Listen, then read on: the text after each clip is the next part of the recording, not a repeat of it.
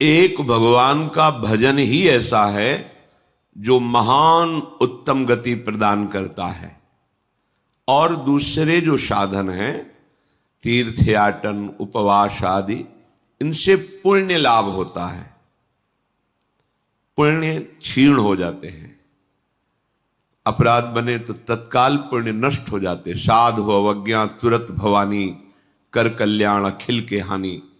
भजन अविनाशी होता है, रुक जाएगा, अपराध किया है तो दंड मिलेगा, पर वो भजन नष्ट नहीं होगा। जहां अपराध क्षय हुआ फिर भजन प्रारंभ हो जाएगा, तो उसको उत्तम गति मिलती ही है जो प्रभु का भजन करते हैं। नाम जप, नाम कीर्तन, सत्संग, लीला गायन, लीला श्रवण, श्रीअंग सेवा, ये संपूर्ण भजन है। माला से नाम जप करना भजन का एक अंग है, संपूर्ण भजन यही है। सब में भगवत भावना करना, ये भजन ही है जो सर्वोत्तम गति प्रदान करता है।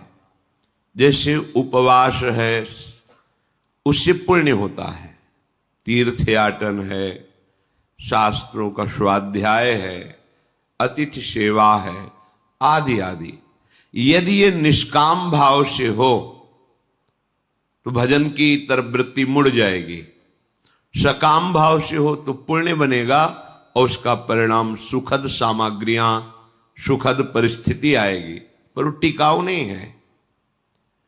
मौन रहना, फल मूल खाना, या वायु पी कर रहना, या सिर मुंडन करा के, एक कुटी बनाकर, या जटा धारण करके भूमि पर शयन करना, जल में प्रवेश होकर भजन मंत्र आदि अनुष्ठान करना, ये सब यदि शुद्ध भाव नहीं है तो ये निष्फल ही समझो। निष्फल का मतलब ऊपर के लोकों में जाके सुख भोगोगे, फिर तुम्हारा जन्म होगा।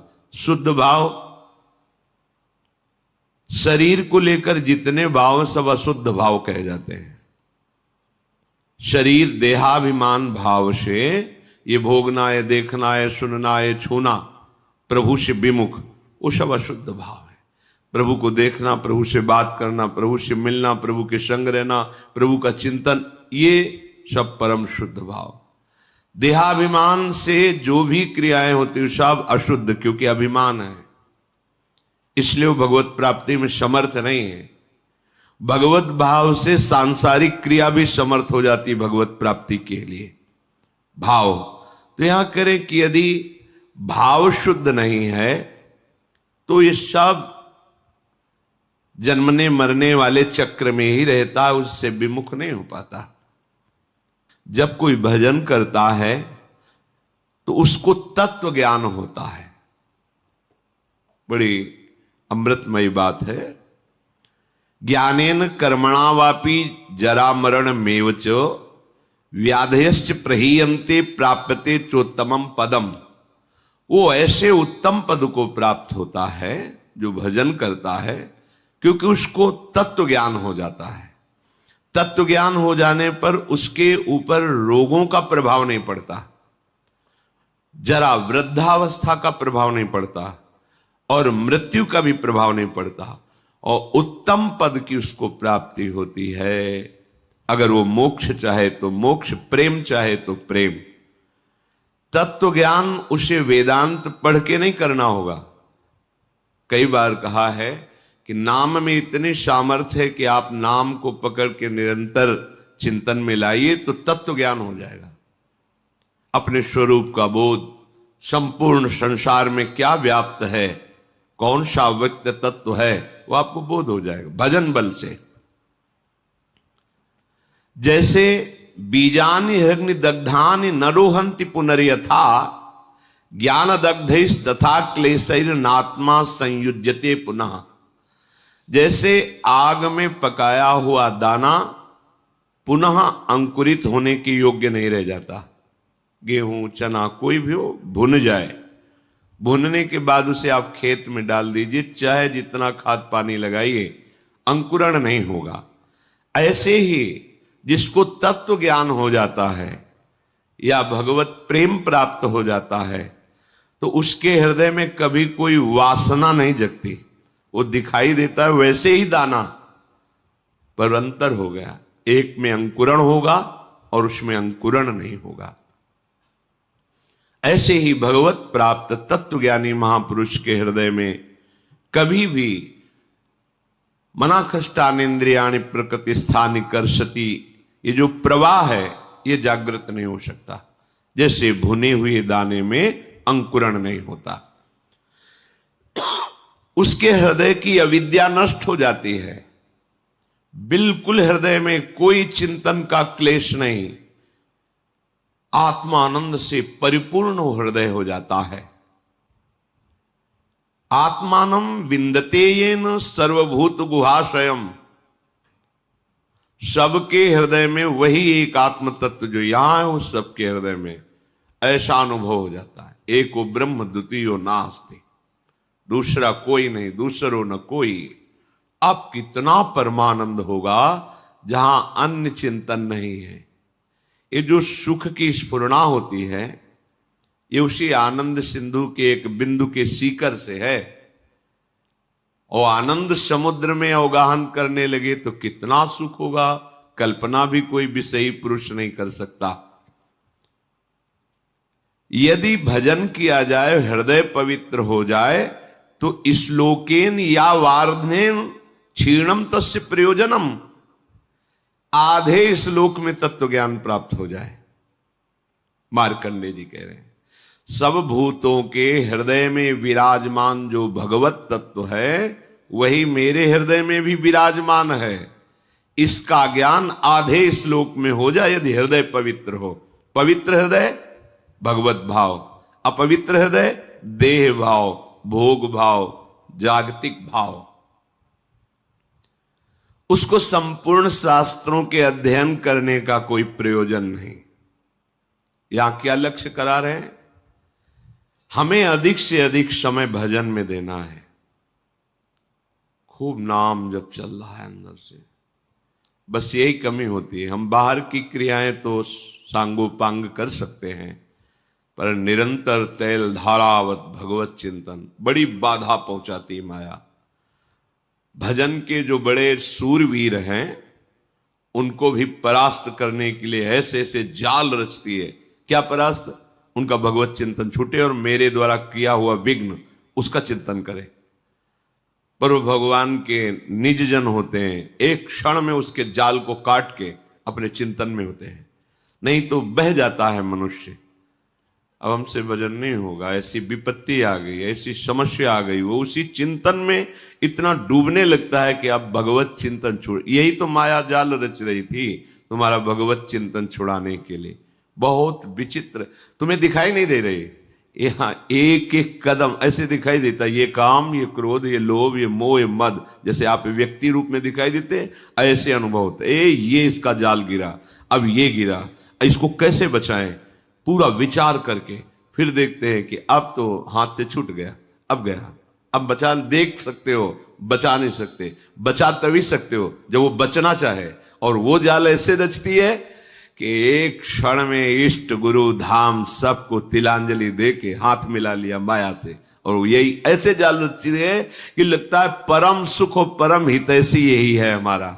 धोखा हो गया, अब वो निकल गया। तत्व ज्ञान प्राप्त करने के लिए कोई प्रयास की जरूरत नहीं, भजन करो, भजन करो।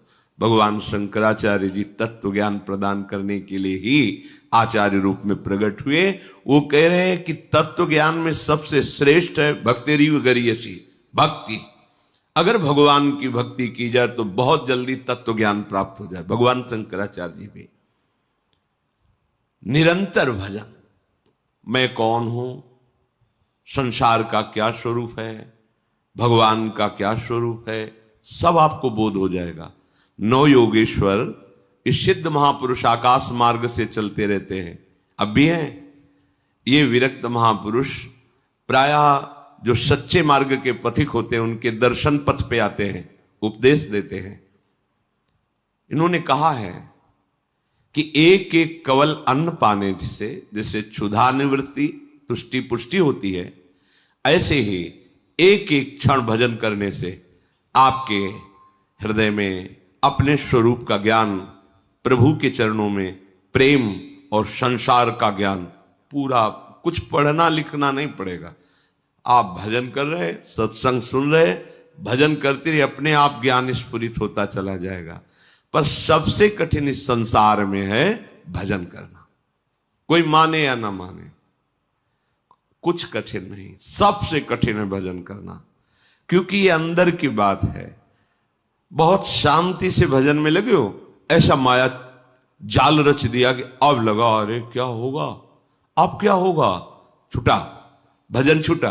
वो रचे ही है, अब क्या होगा, किसकी सलाह ले, किससे मिले, ऐसी विपत्ति, ऐसा संकट, ऐसा जाल कि लगता है अब क्या हो। अब वो राजी हो रही, छूटा भजन, छूटा।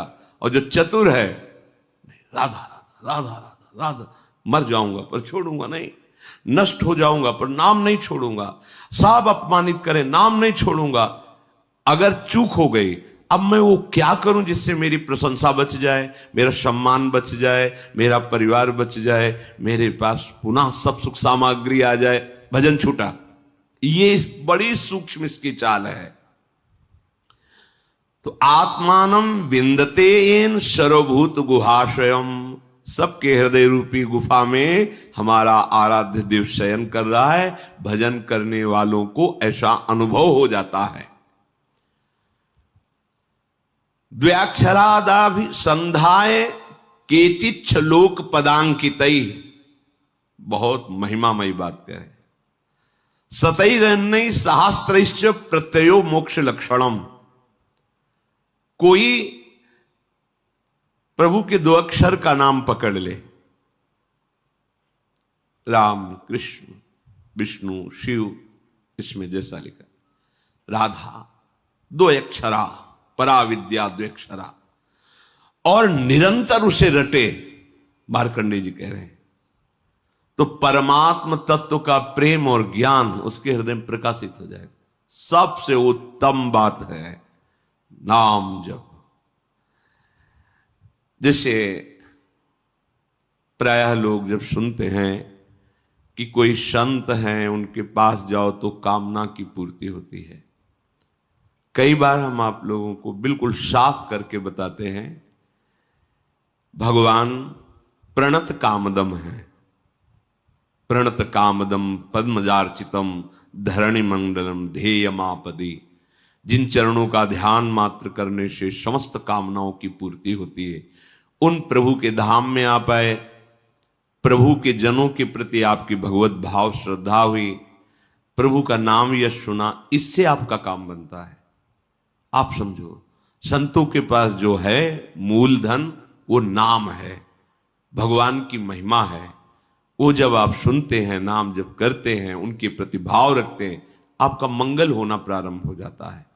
यदि आप नाम नहीं जप कर रहे, सतमार्ग में नहीं चल रहे, तो आप लिख लेना, कहीं भी जाओ आपके हाथ में आखिरी में पराजय ही लिखी रहेगी, आपको परास्त होना पड़ेगा। अगर नाम है तो फिर कहीं जाओ या ना जाओ, विजय तुम्हारे हाथ में है, बस धैर्य पूर्वक। कल किसी ने कहा कि नाम जब तो कर रहा हूं, पर इतनी विपत्ति आ गई कि अश्रद्धा हो गई नाम में, कि नाम जब कुछ नहीं कर पा रहा। हम उनकी बात करते हैं जिनके रोम रोम से नाम चलता है, उनको भी शारीरिक विपत्तियां आई है। ऐसे चरण रख देते थे तो वो भूमि बोलती थी विट्ठल विट्ठल विट्ठल, भूमि। उनके ऊपर खौलता हुआ गर्म पानी फफोला ही फफोला शरीर पड़ गया। हा विट्ठल जल रहा हूं, ऐसा बोले से तुकाराम जी। तुम कितना जप करते होगे? क्या भगवान निर्दयी है? क्या वो क्षमा नहीं कर सकते थे? उनका विधान है। प्रहलाद जी के रोम रोम से हरि हरि, कितना ये बातें नहीं देखनी। नाशवान शरीर है, यहां सब परिवर्तनशील है। ये 2 अक्षर इसलिए पकड़े गए हैं कि अब हमें मां के गर्भ में न जाना पड़े और सब विपत्ति सहने की सामर्थ्य मिले और अंत समय तक मुझे अपने प्यारे से मिलन हो जाए, प्रभु से मिलन हो जाए। ये बीच में जो आपको मिलता है ये एक मिलना नहीं है, ये बिछुड़ना ही है। प्रतिपल हर वस्तु नष्ट हो रही, ध्यान से देख लो, रखी रहने दो उसे, आप देखो तुम्हारे योग्य नहीं रह जाएगी। या प्रयोग कर लो तो 6 घंटे में देखने योग्य नहीं रह जाएगी, विष्ठा बन जाएगी। 5 मिनट बाद बमन कर दो, घृणा पैदा हो जाएगी। सब नाशवान परिवर्तनशील है। इसको ऐसा ना सोचो कि नाम जप कर रहे हैं तो हमारा काम नहीं बना, विपत्ति हो गई तो अश्रद्धा कर। सिद्धांत को समझो, हजारों बार कहा है, जब आप नाम जप शुरू करोगे तो पहले वो मल का नाश करता है, अनर्थ निवृत्ति करता है, जो आगे आपको भयानक जन्म मरण रूपी कष्ट, भयानक विपत्तियां देने वाला है, पहले उसको भस्म करेगा। अब ये शरीर तो बन गया है प्रारब्ध से, इसको तो समय समय पर जो दुख सुख का विधान है वो आएगा, नाम जप उसको सहने की सामर्थ्य देगा। अश्रद्धा की जरूरत क्या है? अश्रद्धा किए तो पूर्व संस्कार आपके आगे तक आपको सताते रहेंगे। मान लीजिए ये वो औषधि जो जड़ मूल से रोग का नाश करती है। नाम लेत भव सिंधु सुखाही, करहु विचार सुजन मन माही। सूख जाएगा, तैरने की नाव की भी जरूरत नहीं। नाम लेत भव सिंधु सुखाही, सब नष्ट हो जाएगा आपका दुख संकट।